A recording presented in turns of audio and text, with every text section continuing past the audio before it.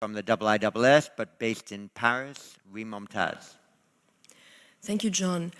Minister Prabowo, by saying we shouldn't put blame on any side of the war in Ukraine, you basically drew an equivalence between the invader, Russia, and the invaded, Ukraine. So my question to you is, does the non-aligned position in 2023 consist in encouraging aggressors? How could this provide a sustainable and just peace? And is this coherent with everything we've heard since this morning about the importance of upholding rules and order in the Indo-Pacific, and how might does not make right? Thank you. Thank you.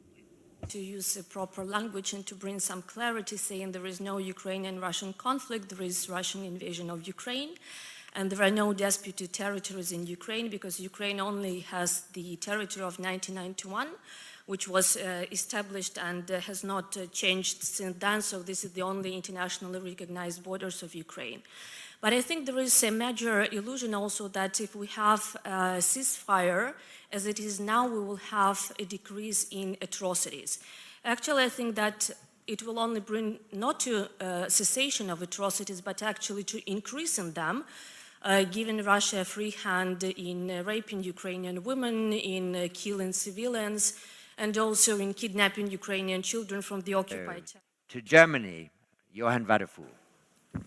Thank you very much. I would also like to refer to the proposals from Minister Prabowo to solve the conflict in Ukraine. I would like to ask you, Minister, why didn't you address the Russian aggression, that this was the only reason for this conflict, and that if Ukraine stops to defend itself, the sovereignty of Ukraine would be gone, and if Russia stops the war, the conflict would come to an end. And if we follow your proposals to come to a ceasefire, wouldn't this only cement a new frozen conflict in Europe? Thank you. Thank you very much. And simply on your ideas on Russia-Ukraine non-alignment and also the Myanmar issue. Yes, John, thank you. I don't know if I can answer these questions in 3 minutes, but I will try.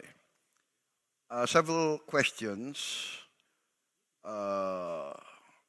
insinuated that I'm equating between the invader and the invaded. I think this is an emotional reaction, but what I'm putting forward is conflict resolution. I'm not saying which side is right or wrong, and I think this is being taken mistakenly, because Indonesia's position is very clear. In the United Nations, we voted against the Russian invasion. We voted. You can check our voting record. We are not talking about right or wrong.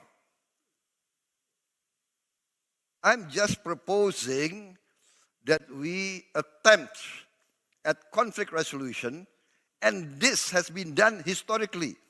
Please, our European friends, please do not think in terms of 5 or 10 years. Think in terms of 50 years. We in Asia, we have our share of conflict, of war. Maybe more disastrous, more bloody than what's being experienced in Ukraine. Ask our Vietnamese friends, our Vietnamese brothers. Ask our Cambodian brothers. Ask them how many times they've been invaded.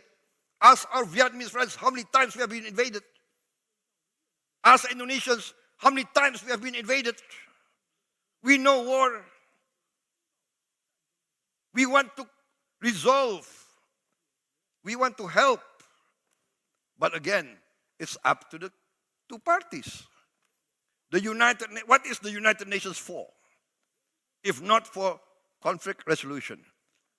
Why is a proposal for a demilitarized zone so taken as if it's not rational. We have a demilitarized zone in Korea.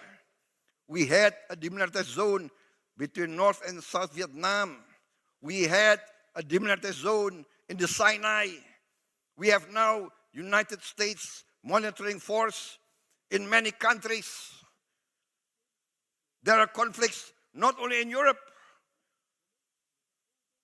There are violations of sovereignty not only in Europe. Ask our brothers in the Middle East. Ask the Africans. Ask the people of the Democratic Republic of Congo. How many countries invaded them? There are United Nations forces in the Congo. So what I'm proposing is how we try to resolve this conflict by respecting the United Nations. That's all.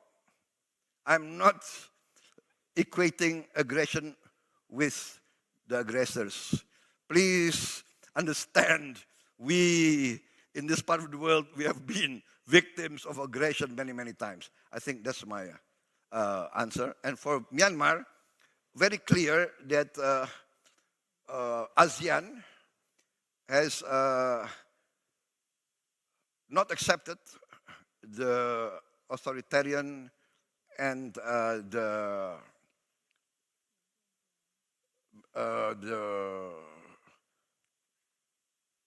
activities and lethal actions of the Myanmarese military regime against their own people. So that is very clear.